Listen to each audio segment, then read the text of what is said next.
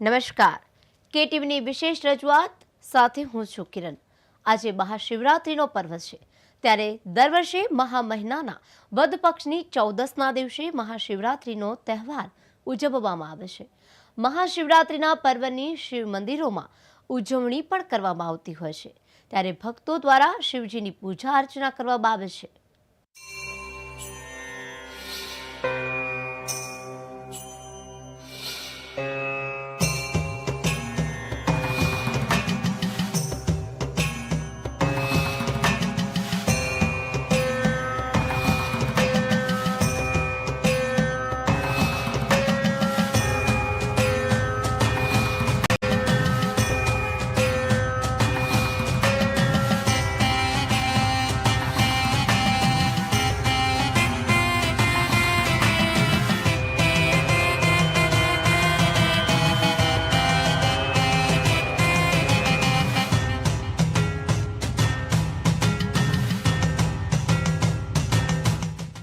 આજે મહાશિવરાત્રિનો મહાપર્વ છે।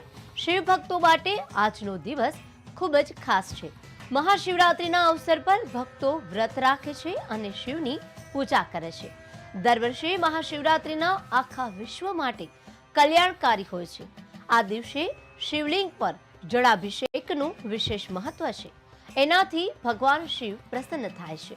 મહાશિવરાત્રિના પર્વની શિવ મંદિરોમાં ઉજવણી કરવામાં આવતી હતી। ભક્તો દ્વારા શિવજીની પૂજા અર્ચના કરવામાં આવતી હતી। શિવ ભક્તમાં હું તો માનો કે અહીંયા વર્ષોથી લગભગ 20 વર્ષથી અહીંયા દર્શને આવું છું અને સેવા પૂજા મેં વર્ષોથી કરી છે અને સૌ આવે છે અને સૌ વર્ષોથી માનો કે શ્રદ્ધાથી પૂજા પાઠ કરે છે અને ભોળોનાથ ઈશ્વર અવની મનોકામના પૂરી કરે। પૂજામાં માનો કે સવારે અમે માનો ને કે સવારમાં 5 વાગે કાયમિક માટે મંદિર અમે ખોલી દઈએ છીએ અને સવારથી અમુક લોકો આવે પણ છે અને ભાવથી પૂજા કરે અને શિવરાત્રિના દિવસે સૌ અબીલ ગલાલ કંકુ અભિષેક કોઈ કરે, કોઈની અલગ અલગ રીતે હવ ઈશ્વર પાસે માગે છે, હવનું પૂરું કરે છે। મહાશિવરાત્રિનો તહેવાર શા માટે ઉજવવામાં આવે છે તેની પાછળ ઘણી બધી માન્યતાઓ છે। પુરાણ, વેદ અને શાસ્ત્રોમાં ભગવાન શિવ મહાકાળના મહાત્મ્યને ઉલ્લેખ કરવામાં આવ્યો છે। ભગવાન શિવ હિન્દુ સંસ્કૃતિના પ્રણેતા આદિદેવ મહાદેવ છે। પૌરાણિક ગ્રંથો અનુસાર મહા મહિનાની કૃષ્ણ પક્ષની ચતુર્દશી તિથિએ રાત્રે ભગવાન મહાદેવ લિંગના રૂપમાં પ્રગટ થાય છે। મહાશિવરાત્રિના પર્વને લઈને એક માન્યતા એવી પણ છે, આ તારીખે દેશના વિવિધ ભાગોમાં 12 જ્યોતિર્લિંગના દર્શન થાય છે। આ ખુશીમાં આજે પણ મહાશિવરાત્રિ પર્વની ઉજવણી કરવામાં આવી રહી છે। મહાશિવરાત્રિ પર્વને લઈને એવી પણ માન્યતા છે કે આ દિવસે ભગવાન શિવ અને પાર્વતીના લગ્ન થયા હતા। આ માન્યતાના કારણે ઘણા મોટા મંદિરોમાં શિવ વિવાહ સંબંધિત પરંપરાઓનું પાલન પણ કરવામાં આવે છે। શિવરાત્રિ રાતનું વ્રત છે। આ રાત ચારેય પ્રહરમાં જાગરણ કરીને શિવજીની પૂજા કરનાર ભક્તને ભગવાન ભોળાનાથની કૃપા મળે છે। અને એક અન્ય માન્યતા અનુસાર આ રીતે શિવજી અને માતા પાર્વતી એક સાથે ભ્રમણ પર જાય છે। મહાશિવરાત્રિ વ્રત કરનાર વ્યક્તિ ઉપર તેમની ખાસ કૃપા રહે છે। શિવરાત્રિ તો જે શિવનો જે મહિમા છે એ શિવરાત્રિનો પરંપરાગત છે ને એ રીતે ચાલે છે। હવે દરેકની ભાવના અલગ અલગ હોય, પછી કોઈ કઈ રીતે કરતો હોય, કોઈ કઈ રીતે કરતા હોય, એટલે દરેકની ભાવના અલગ અલગ હોય। શિવજીની પૂજા તો રુદ્રાભિષેક કરવો પડે। શિવજીનો બીલીપત્ર છે, ફૂલ છે, કમળ છે, એવું બધું ચડાવવું પડે, એની બધી વિધિ કરવી પડે એ જ શિવરાતના દિવસે જ। અને શિવરાતના દિવસે પછી જે શંકર ભગવાન જે અત્યારે એમાં છે એ બહાર આવશે, પાતાળમાં છે અત્યારે, આના રુદ્રાભિષેક કર્યા પછી બહાર આવશે। જય શિવ શંભુ, જય દ્વારકેશ. દર્શક મિત્રો, આજે હું ઉપસ્થિત છું ખાસ અત્યંત વિશેષ કાર્યક્રમ શિવરાત્રિ વર્ષ 2025 તમારી રાશિઓ માટે પૂરેપૂરું પ્રેમ ફળદાયક બને અને એના વિશેષ ઉપાય અને શિવજીની પૂજાની પણ વિશેષ મંત્રોચ્ચાર સાથેની સંપૂર્ણ માહિતી સાથે ભોળાનાથની કૃપા આખું વર્ષ કેમની તમને બની રહે એના વિશેષ ઉપાયો પણ આજે હું તમને જણાવીશ. ખાસ એના સિવાય પણ રાશિ પ્રમાણેના મંત્ર જે અભિષેક કરવાથી તમને અચૂક ફળની પ્રાપ્તિ થાય છે. ફક્ત એક દિવસ માટે નહીં, પરંતુ પૂરા વર્ષ સુધી શુભ ફળ પ્રાપ્ત કરી શકાય છે. આ રાત્રિ અને આ દિવસનું ખૂબ જ મહત્વ છે. મહાશિવરાત્રિ ખાસ કઈ રાશિ માટે વિશેષ છે અને તમારા માટે કેવી રીતે ફળદાયી બની શકે છે એની પણ આપણે આ વિડીયોની અંદર ચર્ચા કરવાના છીએ. દર્શક મિત્રો, શિવરાત્રિ એ ફક્ત તહેવાર નથી, એ હિન્દુ ધર્મનો એક પવિત્ર તહેવાર છે. ફક્ત દિવસ નહીં પણ રાત્રિનું પણ જો મહત્વ હોય તો આ એક જ એવો તહેવાર છે કે જેમાં રાત્રિનું પણ મહત્વ દર્શાવવામાં આવ્યું છે, જેમાં ભગવાન શિવની પૂજા, ઉપવાસ અને રાત્રિ જાગરણનું પણ મહત્વ છે. અત્યંત શુભ માનવામાં આવતો આ તહેવાર ખરેખર શિવ સાથે બ્રહ્મલીન થવાનો, શિવ સાથે સંપર્ક કરવાનો આ તહેવાર માનવામાં આવે છે. દરેક રાશિના લોકોને કંઈક ને કંઈક હર વર્ષે શિવજીની અસીમ કૃપા પ્રાપ્ત થાય છે. આ વર્ષે પણ શિવજીની અલગ અલગ રાશિઓ સાથેની શુભ ફળની કૃપા પ્રાપ્તિ થવા જઈ રહી છે. એવા સમયે હું તમને આજે જણાવીશ કે દરેક રાશિ માટે કંઈકનું કંઈક શિવજી શું આપી રહ્યા છે, એમને પ્રસન્ન કરવા માટે આપણે શું કરી શકીએ જેથી કરી શિવજી વધારે આપણા ઉપર પ્રસન્ન થાય. વાત કરી લઈએ મેષ રાશિથી. અ, લ અને ઈ જેનો અક્ષર છે એવા લોકો માટે કેમ વિશેષ છે. મહાદેવ મંગલના શત્રુ નથી, પણ તેઓ એકબીજાને હંમેશા પડકાર આપતા આવ્યા છે. મેષ રાશિના જાતકો માટે આ દિવસ શાંતિ અને ધૈર્ય લાવશે, કારણ કે મંગળ મેષ રાશિનો સ્વામી છે અને મંગળ સદાય મંગળ કરે છે. વર્ષ આખું ફળદાયી કઈ રીતે બનાવી શકાય તો એની ચર્ચા કરવા જઈએ. મંગળના દોષ જેને લાગુ છે, માંગલિક દોષ છે, એમના માટે પણ આ એક ઉપાય શિવલિંગ પર રક્તચંદન અને ગંગાજળ અર્પિત કરી દો અને ઓમ મહાકાલાય નમઃ મંત્રનો જાપ કરી દો. તમારો મંગળ દોષ શાંત થઈ જશે. મિત્રો, મંગળ દોષના કારણે લગ્ન અને સંબંધો જે નથી થઈ રહ્યા એમને પણ વિશેષ આ વર્ષે લાભ મળશે, એમની શિવજીની કૃપા પ્રાપ્ત થશે. વૃષભ રાશિની વાત કરી લઈએ. જેનું વ અને ઉ અક્ષર છે, જેનું નામ વ અને ઉથી શરૂ થાય છે, એવા લોકો માટે ખાસ વિશેષ શુક્ર ગ્રહ શિવજીના ખાસ પ્રિય છે અને વૃષભ રાશિ શિવજીની જાતિ રાશિ છે. આ દિવસે કરેલી પૂજા ધન, વૈભવ અને વૈવાહિક જીવન માટે ખૂબ જ શુભ રહેતું હોય છે. મિત્રો, વર્ષભર ફળદાયી કેવી રીતે બની શકશે આ રાશિ માટે? દૂધ અને ઘીથી અભિષેક કરો શિવજીનો.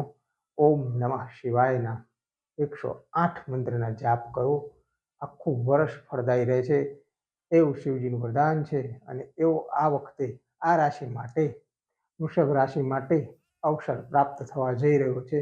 તો મિત્રો, ઓમ નમઃ શિવાય મંત્રથી 108 વખત જાપ કરો, દૂધનો અભિષેક કરો, મધનો અભિષેક કરો અને શિવજીની કૃપા પ્રાપ્ત કરો. મિથુન રાશિ ત્રીજી રાશિ, ક, સ અને ઘ અક્ષરથી જેનું નામ શરૂ થાય છે એવી રાશિ.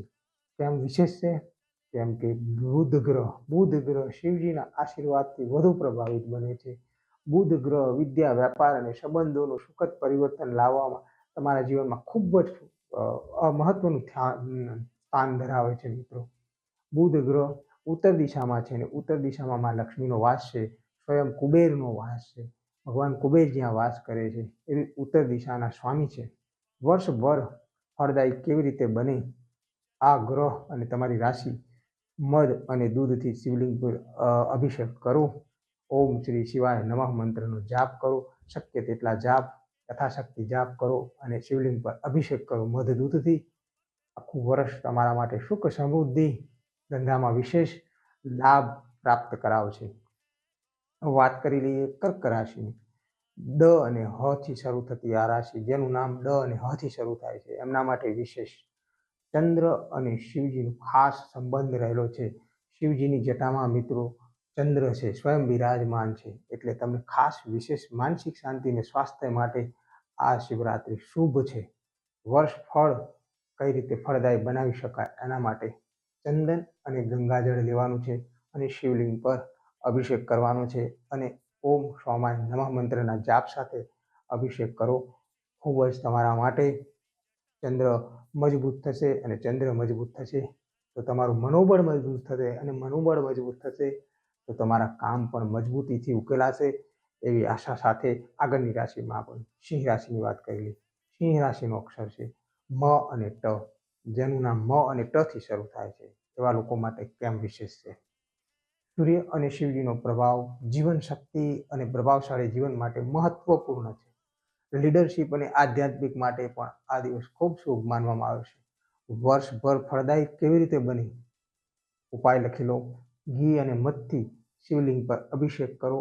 ઓમ રુદ્રાય નમઃ મંત્રનો જાપ કરો અને શિવજીની અત્યંત વિશેષ કૃપા આખું વર્ષ માટે મેળવો, ખાસ તમારા માટે. કન્યા રાશિની વાત કરીએ દોસ્તો. પ, ઠ અને અણથી થાય છે, જેનું નામ એવી આ રાશિ સ્વયં બુધ મહારાજની રાશિ છે. એમના માટે ખાસ વિશેષ શા માટે છે?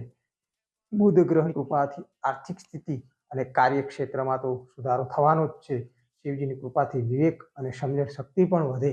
એના માટે આપણે વર્ષભર ફળદાયી કેવી રીતે બનાવી શકીએ, આ યોગનો લાભ કેવી રીતે ઉઠાવી શકીએ, તેના માટેનો વિશેષ ઉપાય છે દૂધ અને મધથી શિવલિંગ પર અભિષેક કરો અને ઓમ પરમાત્મને નમઃ, ઓમ પરમાત્મને નમઃ મંત્રનો જાપ પણ સાથે સાથે જ્યારે તમે અભિષેક કરો છો ત્યારે કરતા રહેવાનું છે.